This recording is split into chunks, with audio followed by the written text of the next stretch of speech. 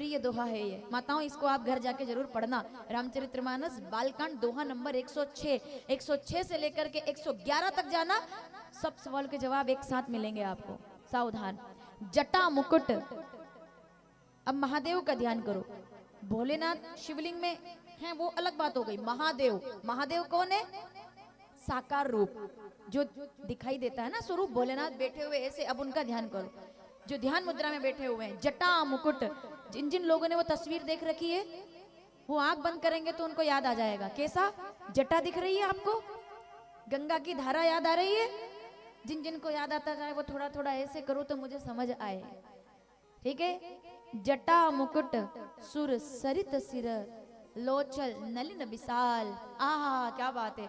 नीलकंठ लावण्य निधि सोह बाल विदु भाल। माता पार्वती ने अपने पति को देखा तो चंद्रमा के समान मुख चमक रहा है मेरे भोलेनाथ का, गला नीला है भोलेनाथ का। द्वितीया का चंद्रमा, द्वितीया के चंद्रमा को देखा नहीं जाता अकेले, लेकिन जिसका कोई नहीं होता उसके महादेव होते हैं। अमृत पीने वाले देव होते हैं, लेकिन जहर पीने वाले, जो अच्छा अच्छा स्वीकार करे वो देव होते हैं, और जो बुरे को भी अपने सिर पर बिठा दे उसे महादेव कहते हैं। जो कमल की माला पहने उनको देव कहते हैं। पूरा करना, अगली पंक्ति भूलती जाऊंगी मैं, और जहां मैं छोड़ दूं वहां पूरा करेंगे। कमल की माला पहने उनको देव कहते हैं, लेकिन जो मुंडों की माला पहने उनको, अरे चंदन केसर का लेप करे उनको देव कहते हैं। अब सीधे चलो रामघाट। चंदन केसर का जो लेप करे खुशबू से भरा हुआ उनको देव कहते हैं, पर जो चिता की भस्म को अपने ऊपर धारण करे ऐसे भस्मीभूत को महादेव कहते हैं। आया आपको समझ में? भस्म कौन लगाता है भाई? भस्म कौन लगाता है? मतलब चंदन तो सब लगा ही लेते हैं, भस्म कौन लगाता है? भस्म धारण कर ली उन्होंने। क्यों भस्म धारण की साहब, जानना चाहते हैं आप? ज्यादा नहीं बात करूंगी इस विषय में क्योंकि कथा बहुत है आज, लेकिन फिर भी जल्दी से बता देती हूँ भस्म क्यों धारण की। क्योंकि जितने प्राणी थे उन सब ने हड़ताल कर दी कि हम दुनिया में नहीं उलझेंगे, हमको मोक्ष दीजिए, मोक्ष दीजिए, मोक्ष दीजिए, हमको नहीं बनना मनुष्य, हमको उद्धार कीजिए, हमको नई दुनिया में आना। क्योंकि भोलेनाथ तो संहार करता है। तो कहा कि पीछे तक बैठे लोग, मेरी बात समझ में आ रही है ना आपको? जो स्क्रीन के सामने बैठे, मेरी आवाज आ रही है ना वहां तक? हाँ, फिर भैया थोड़ा जब अवसर मिले तो उधर भी घुमाइएगा। जो लोग पीछे तक बैठे हैं तो पता चले कि पीछे तक भी कितने लोग बैठे हैं। सावधान। सब चंदन लगाते हैं, सब केसर लगाते हैं, आप भस्म क्यों लगाते हैं? भस्मांग रागाय। क्यों क्यों अंगों पर भस्म क्यों है? क्योंकि सब प्राणियों ने, जीवात्माओं ने कह दिया हम नहीं जाएंगे दुनिया में, हमको तो शिवलोक में रहना है। शंकर जी कहते हैं जाना तो पड़ेगा। तो सब भक्तों ने कहा कि हम एक शर्त पे जाएंगे कि हमारा उद्धार आपको करना पड़ेगा, ठीक है? अब देखिए जरा इधर, आपको उद्धार हमारा करना पड़ेगा। तो भोलेनाथ कहते हैं कि बिल्कुल मैं तुम्हारा उद्धार करूंगा, अगर तुम्हारे पास लाइसेंस होगा तो मैं तुम्हारा उद्धार जरूर करूंगा। बोले लाइसेंस क्या है जिससे उद्धार मिल सकता है? तो शंकर जी ने कहा जीवन भर केवल एक नाम रटना। कौन सा?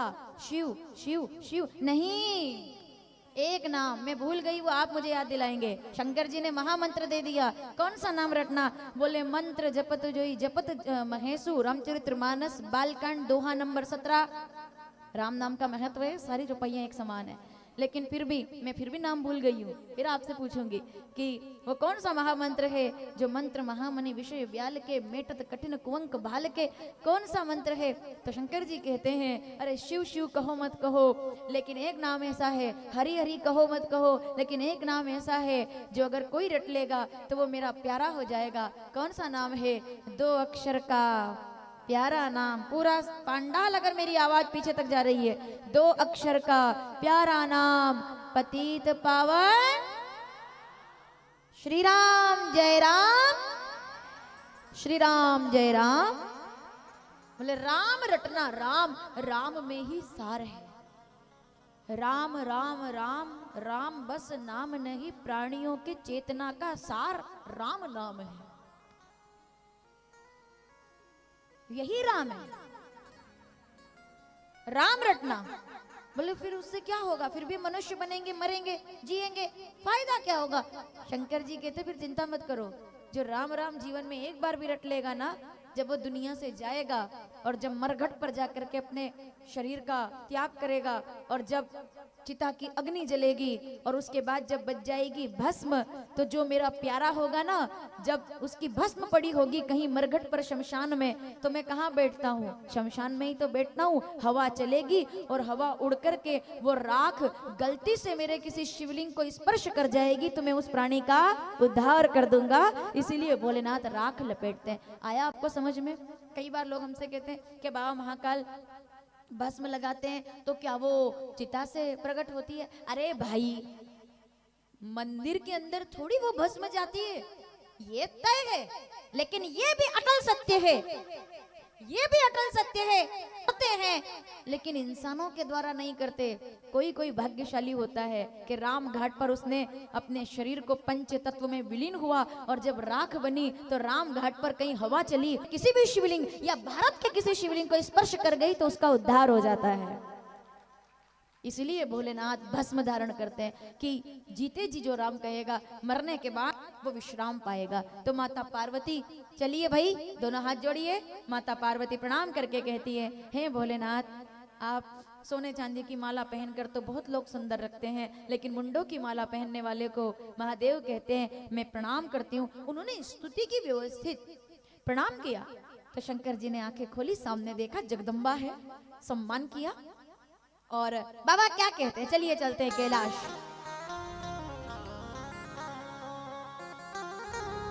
पार्वती भल अवसर जानी, गई शंभु पहा मात भवानी, गई शंभु पह मात भवान। ठीक है माताओं, सही समय पर की हुई बात सही परिणाम लाती है। ये सूत्र अपने जीवन में अपना लेना। अगर इधर से सब काम ठीक समय पे कराना है तो पति से बात करें तो सही समय पर करें। माता पार्वती ने अवसर देखा, अवसर देख करके बात करोगे तो सब मामला ठीक रहेगा। अब वो उधर से परेशान होकर के आए, काम काज करके आए, थके हुए आए, परेशान होके आए, दुकान पे किसी से लड़के आए, रास्ते में झगड़ के आए और आते से ही आपने पूरे मकान के किराए का बिल सामने रख दिया। फिर आप सोचो कि प्रेम से क्यों नहीं बोलते, गलत बोल रही हूँ क्या मैं? फिर आप सोचो प्रेम से क्यों नहीं बोलते, आए बैठने दो, थोड़ा पानी पिलाओ, चाय पिलाओ, फिर प्रेम से पूछो कि हे प्राणनाथ क्या हुआ है। तो प्राणनाथ हमें ठीक ठाक जवाब दे कम से कम। अब ये हो जाता है कि कई बार जैसे घर आते हैं और हम सीधे पूछ लेते हैं, अरे कितनी देर हो गई, 5:30 बज गए, कहाँ थे ये वो, तो सामने वाला उल्टे पांव वापस, बोले 1 घंटे बाद आऊंगा मैं। ठीक है ना माता? सही समय पर सूत्र सुनिए। सही, अगर आपको वैरागी बनना है तो हनुमान जी को गुरु बनाओ। अगर आपको त्यागी बनना है तो राम जी को गुरु बनाओ। अगर आपको प्रेमी बनना है तो कान्हा जी को, इनसे बड़ा प्रेमी और कोई नहीं है। प्रेमी बनना है तो नंद किशोर को गुरु बनाओ। लेकिन अगर आपको संसारी बनना है तो केवल भोलेनाथ को अपना गुरु बनाओ। उनसे बढ़िया गुरु कोई नहीं हो सकता, कि वो सबसे बड़े, सदा शाम सदा शिव, सबसे बड़े गुरु, सब शिवाय। वो सब क्यों? क्योंकि वो तरीका सिखाते हैं कि कैसे रहना है। तो गई शंभु पह मात भवानी, कब? पार्वती भल अवसर जानी, क्योंकि पिछली बार गलती हो गई थी कि सही समय नहीं की। अब आप देखिए, मैं बिना प्रमाण के नहीं बोल रही हूँ। हुआ क्या, इनने कहा कि भोलेनाथ प्रणाम, तो शंकर जी ने बहुत आदर उनका किया और उनको कहा, वो सामने बैठने लगी हाथ जोड़कर। मैंने कल कहा था कि याद रखना, मैं वापस आपको इस प्रसंग में लेके आऊंगी। सती जी ने प्रणाम किया शंकर जी को, पास में आकर बैठने लगी। तो क्या कहा था कल भोलेनाथ ने, बताइए? आप सब एक्टिव श्रोता हैं हमारे, इसलिए मैं कहती हूँ कि 24 घंटे पहले चला करो मेरे साथ। सती जी ने कल प्रणाम किया, तो मैंने कहा था ना कि कल 24 घंटे बाद वापिस यही प्रसंग आएगा। सती जी ने प्रणाम किया, पास में आकर बैठने लगी, तो भोलेनाथ ने कहा वहां बैठिए। पार्वती जी हाथ जोड़ के वहां बैठने लगी। शंकर जी कहते हैं यहाँ बैठिए जगदम्बा, आपका स्थान ये है, पत्नी हो आप मेरी। खोया हुआ सम्मान जब किसी को पुनः मिल जाए तो फिर क्या बात हो जाती है।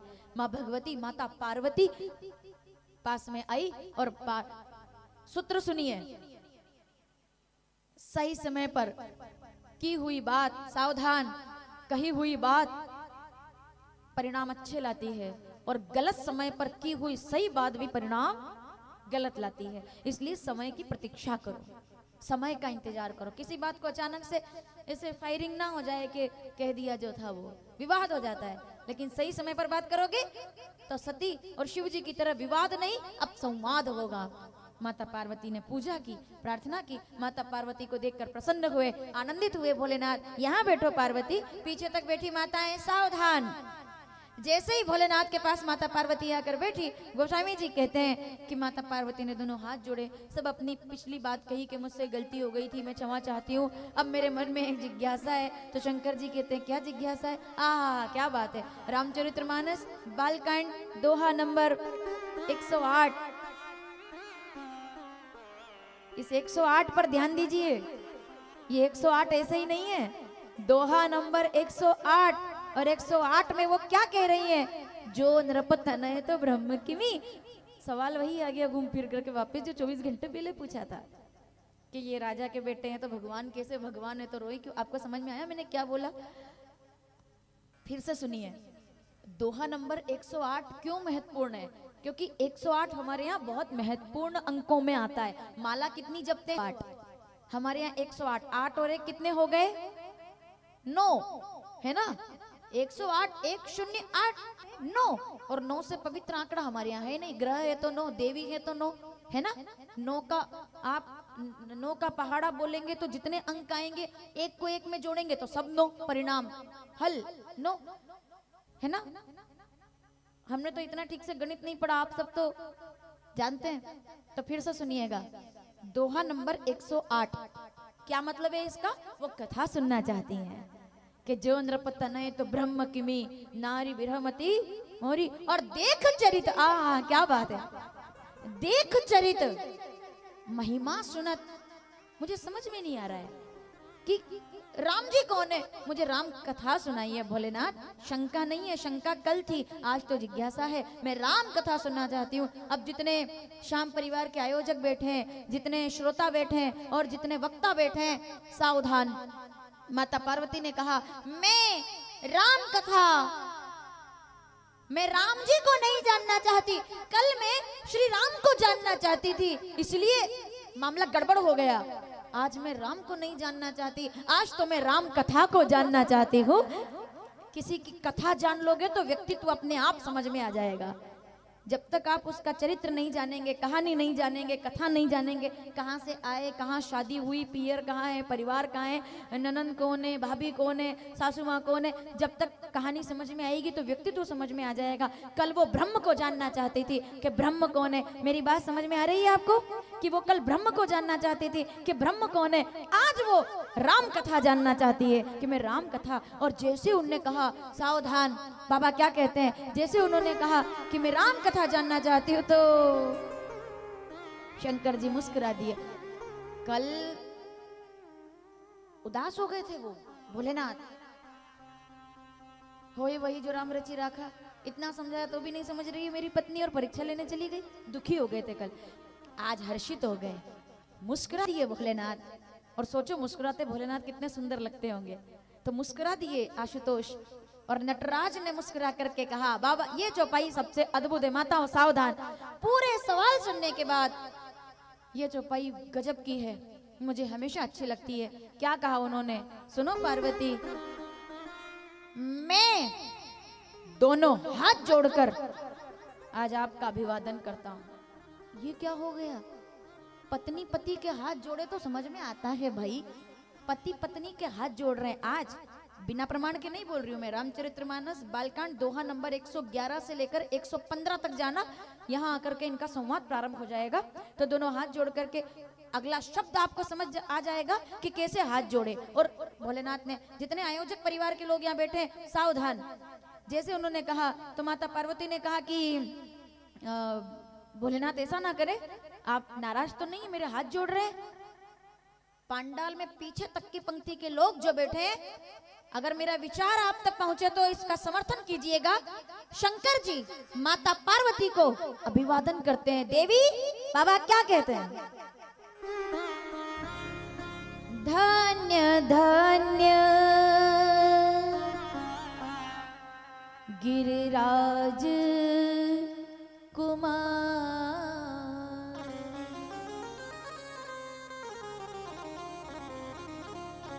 एक बार थोड़ी 3 बार ना, धन्य धन्य धन्य गिरिराज कुमारी। कैसे कहा? ऐसे कहा कि आप धन्य हैं। तो माता पार्वती कहती है आप तो पति हैं, मैं तो पत्नी हूँ, आप हाथ जोड़ेंगे अच्छा नहीं लगेगा। तो शंकर जी कहते हैं पार्वती आज मैं एक पत्नी के हाथ नहीं जोड़ रहा, आज मैं राम कथा कहने का मौका देने वाली एक श्रोता को प्रणाम कर रहा हूँ, क्योंकि राम कथा का वक्ता भी लालायित रहता है कि कब राम कथा बोलने का मौका मिलेगा। राम कथा बोलने वाले से ज्यादा, फिर सुनिए, राम कथा बोलने वाले से ज्यादा राम कथा कराने वाले और राम कथा सुनने वाले महान होते हैं। ये ऐसा मैं नहीं, शंकर जी कहते हैं कि अगर श्रोता मौका नहीं देगा तो वक्ता क्या कोरोना काल की तरह घर में बैठकर बोलेंगे? हमारे लिए भी कठिन समय था, क्योंकि हमको आदत पड़ रही है भीड़ में रहने की, लोगों में रहने की। और 2020 और 21 सबको पता है ना? तो हम घर में बैठे बैठे ही खुद को ही सुना रहे थे कथा, क्या करें? क्योंकि आदत है और खराब है ऐसा कि नहीं बोलना ही है बिल्कुल।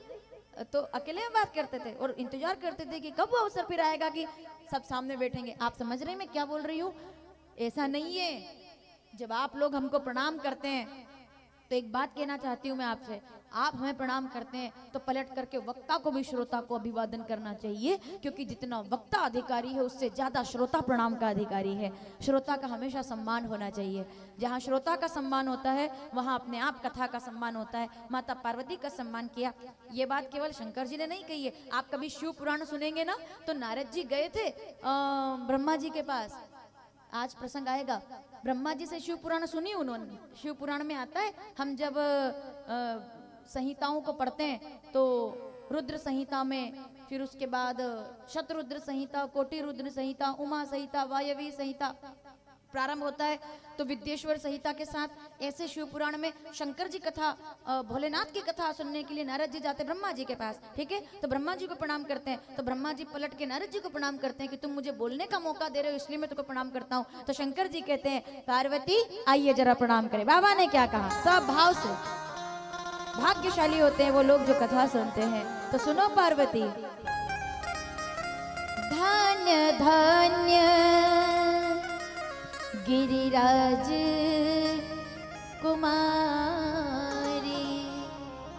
तुम सम नहीं को उपकार, तुम सम नहीं को उपकार। अब आप क्या बात कर रहे हैं? खाली इस आखिरी के एक शब्द पर अगले 3 दिन बात हो सकती है। अगले 3 दिन कौन सा शब्द बोल दिया शंकर जी ने? तुम सम नहीं, फिर से सुनिए, तुम सम नहीं को उपकारी। अपने स्वार्थ के लिए जब कोई काम होता है तो उसको संसार कहते हैं, लेकिन जब परमार्थ के लिए काम होता है तो उसको साधुत्व कहते हैं, साधुता कहते हैं। पार्वती तुमने परोपकार का आज काम किया है।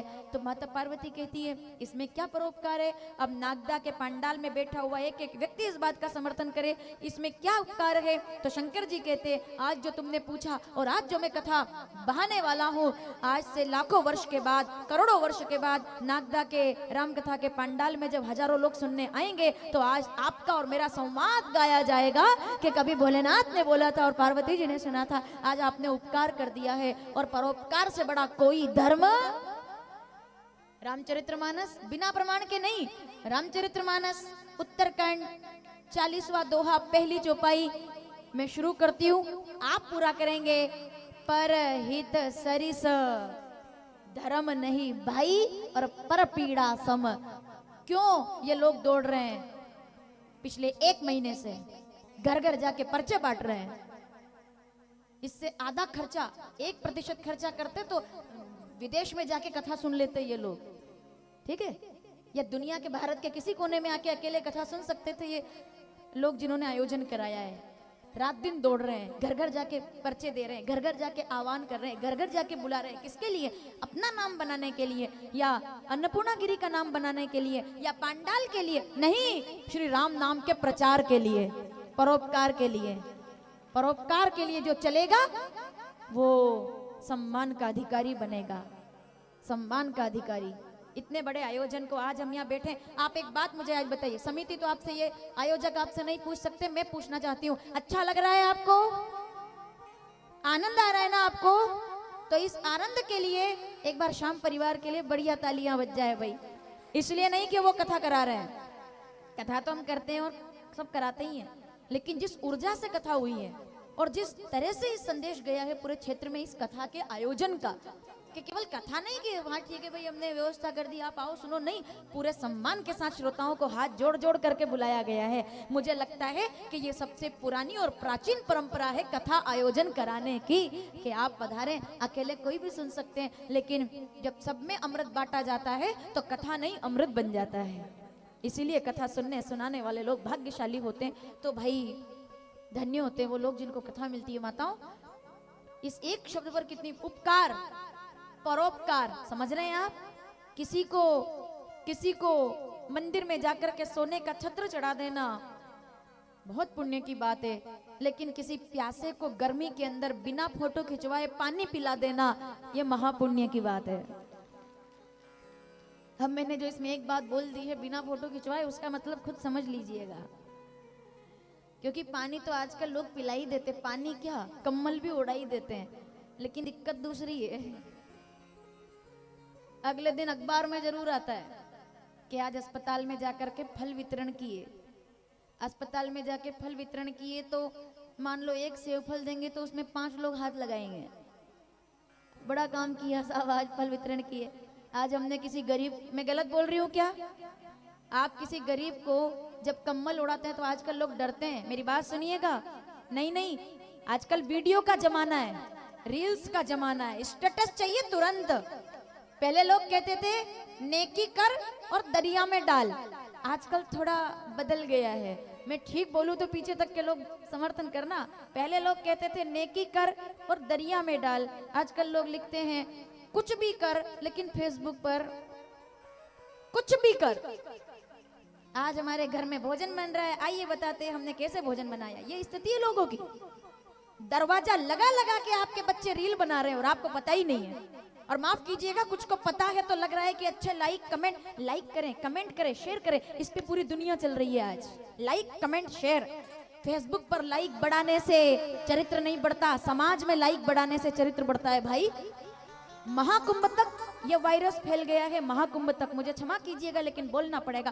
पहले जब महाकुंभ की तस्वीर आती थी तो कोई नागा बाबा दर्शन देते थे, कोई साधु कांटे में अगर बैठा है तो उसके दर्शन होते थे। मैं कड़ा संदेश देना चाहती हूँ नागदा के मंच से। पहले कुंभ की तस्वीर आती थी तो 15-15 वर्ष से जो साधु भूखे बैठे हैं उनको दिखाया जाता था, हिमालय पे साधना कर रहे हैं उनको दिखाया जाता था। आज के कुंभ में मोनालिसा की सुंदरता बताई जा रही है। हंसने की और ताली बजाने की बात नहीं है, धर्म का इससे बड़ा अपमान इससे पहले कभी नहीं हुआ। आप महाकुंभ में आंखों का कलर देखने के लिए गए हो, कुंभ को मजाक बना रहे हो। एक मॉडल आती है 1 घंटे के लिए गेरू कपड़े पहनती है, आपने पूरा कुंभ उठाकर उसके सुंदरता पे रख दिया, पूरा कुंभ। दुख है मुझे इस बात का।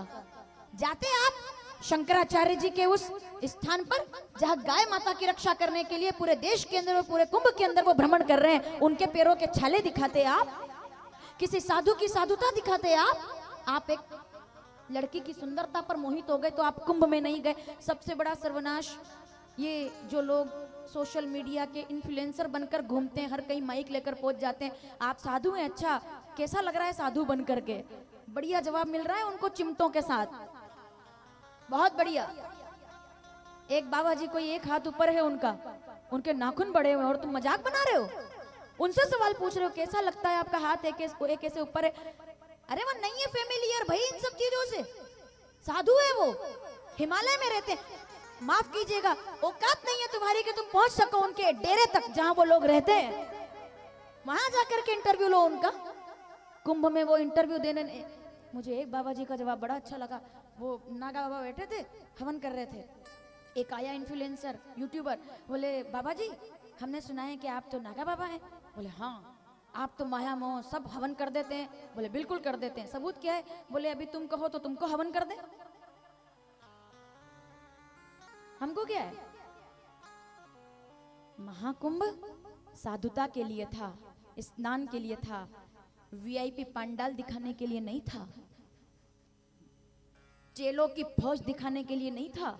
महाकुंभ था 12 वर्षों में एक बार आता है। क्या संदेश देना चाहते हैं? मैं तो कहती हूँ कि महाकुंभ में व्यवस्था बनाई जानी चाहिए और मोबाइल पर और रील बनाने पर जैसे मंदिरों में प्रतिबंध लगा है, कुंभ में तुरंत प्रतिबंध लगा देना चाहिए, क्योंकि वहां से किसी संत की सुंदर झांकी सामने नहीं आ रही, या तो किसी लड़की की सुंदरता, या मजाक बनाते हुए कोई आईआईटी स्टूडेंट, एक आईआईटी स्टूडेंट अगर साधु बन जाता है तो आप उस पर रील बनाते हो। शंकर भगवान के मुखार बिंद से अमर कथा सुनने वाले और 16 वर्ष पर्यंत माता के गर्भ में रहने वाले सुखदेव जी से बड़ा स्टूडेंट और कौन होगा? जब वो अवधूत हो गए तो इस देश में, इस धर्म में कौन सी बड़ी बातें हो गई है? ये बातें नहीं बोलना चाहती हूँ मैं, लेकिन हो जाता है, क्या करूं मैं।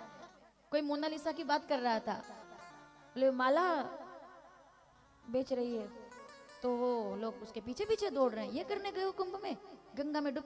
विचार शुद्ध। इस प्रसंग को इस शब्द के साथ पूरा कर देती हूँ। आप प्रयाग में गए हो, आप कुंभ में गए हो डुबकी लगाने के लिए, एक बात याद रखिएगा, गंगा पाप विचार से होता है, शरीर से नहीं। पूरा सुनना, पाप विचार से होता है, शरीर से नहीं। और गंगा शरीर को धो सकती है, विचारों को नहीं। विचार अगर धुले नहीं है तो कितनी डुबकी लगाओ, लाभ नहीं मिलेगा भाई। विचार धुलेंगे तो मन चंगा। तो ये हम प्रयाग का आनंद, प्रयाग आप में से कोई जाए तो साधुता के दर्शन करना। ऐसी ऐसी कुटिया में जाना जो अकेले बैठे होंगे, कोई रंग रोगन नहीं होगा वहां, कोई चकाचौंध नहीं होगी, कोई बाबा बैठा होगा किसी पेड़ के नीचे, खाली प्रणाम, बोलना मत, देखो बात मत करना, उनसे सवाल मत करना। वहां भी जाके हम पूछ लेते हैं कि हमारा दुख कैसे दूर होगा। भगवान दुख नहीं दूर कर पाए हमारा, नहीं। हाथ जोड़ना, प्रणाम करना, मौन रहते हैं वो साधु हैं। वो एडवर्टाइज करने नहीं गए वहां, वो धर्म के लिए गए, सिद्धांत के लिए गए। उनका कोई बहुत विवशता है कि प्रयाग में उनको जाना पड़ा है हिमालय से उतर के। साधुओं के लिए कुंभ है भाई, साधुता के लिए। तो शंकर जी कहते हैं उपकार जो करता है, परोपकार जो करता है वो पूजा जाता है, क्योंकि परहित सरिस धर्म नहीं भाई, पर पीड़ा सम। परोपकार कीजिए बिना फोटो खिंचाए, करके देखो अच्छा लगेगा। व्यासपीठ पर प्रणाम कीजिए बिना फोटो खिंचाए, अच्छा लगेगा। कथाओं में जाइए, रख के आ जाओ घर इस बीमारी को 3 घंटे के लिए, कुछ नहीं है, कोई काम नहीं बिगड़ रहा। आपको मालूम है कि कुछ भी नहीं है इसमें, कुछ भी नहीं है। 1.5 महीने के बाद यही फोटो डिलीट कर दोगे आप, दूसरे आ जाएंगे जिनके लिए आज भाग दौड़ कर रहे हो। इस वर्तमान का आनंद लो ना। 1.5 महीने के बाद ये फोटो मोबाइल में नहीं रहेंगे, पर ये पल जीवन भर आपके पास रहेंगे। इनको जियो, ये कथा कहती है। तो भैया वापस आते, माता पार्वती को भोलेनाथ देखकर कहते तुम धन्य हो, क्योंकि जिसने राम नाम को अपना लिया पार्वती, वो मेरे लिए सबसे प्रिय है, क्योंकि मुझे राम जी से प्यारा और कोई नहीं है। मैं तुम्हें राम कथा सुनाता हूँ। पूछे क्या चौपाई है, पूछे रघुपति कथा प्रसंगा, सकल लोक जग पावनी गंगा। तुमने इस कथा से ये प्रश्न पूछकर मुझे आनंदित कर दिया, मैं तुम्हें कथा सुनाता हूँ। क्योंकि दुनिया में और कुछ मिले ना मिले लेकिन उसका मिलना